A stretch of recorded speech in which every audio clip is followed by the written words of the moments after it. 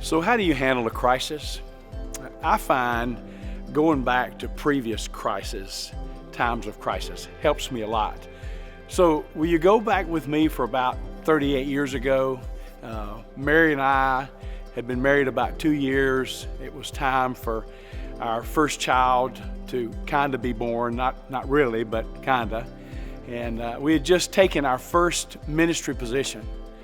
I took a part-time summer youth minister position. That's how secure we were. So we packed up all of our stuff. We moved to Hammond, Louisiana, and so I began to serve that church. Soon after getting there, we leave on a youth trip. It had been planned before I got there, and so we took off. Mary and I did. Mary's pregnant. She's about 25, 26 weeks pregnant. And we go to the World's Fair in Knoxville, Tennessee. It was 1982, so some of you may remember that. My first experience with the World's Fair, and so we're just clicking along down the road. Everything's going good until the day after we had visited the World's Fair. And Mary all of a sudden starts to have complications with her pregnancy. We're away from everybody. We're outside of Knoxville in a place called Sevierville, Tennessee. And we didn't know what to do. So we loaded up on the bus, and the bus took us to Sevierville, Tennessee. And from there, they told us the baby's coming. Now, Mary's 26 weeks pregnant. And they transferred us by ambulance on to Knoxville, Tennessee. And so it is one of the first major crisis points in our life. We've been married 2 years now. And the night goes on, Nikki is born, and everybody there is just saying to Mary and saying to me, of course, she's just in shock. I'm in shock. We had never been through anything. We're about 25 years of age. We had very little context to go through a crisis. And so Nikki is born, and all the doctors and all the nurses are telling us that you need to make plans because she's not going to live. So I called my mom and dad in Alabama. They drive up there to be with us. And I spent a good bit of time in that first day just sitting right outside of her little isolette. She was born at 26 weeks pregnancy. She weighed 1 pound, 10 ounces. She was so very tiny. And the odds were so stacked against us. And in a way that I can only explain that in the midst of that crisis, I needed to hear from God.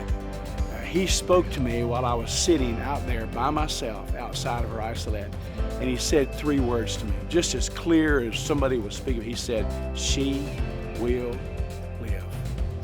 It was just that clear to me. And something clicked inside of me during that time.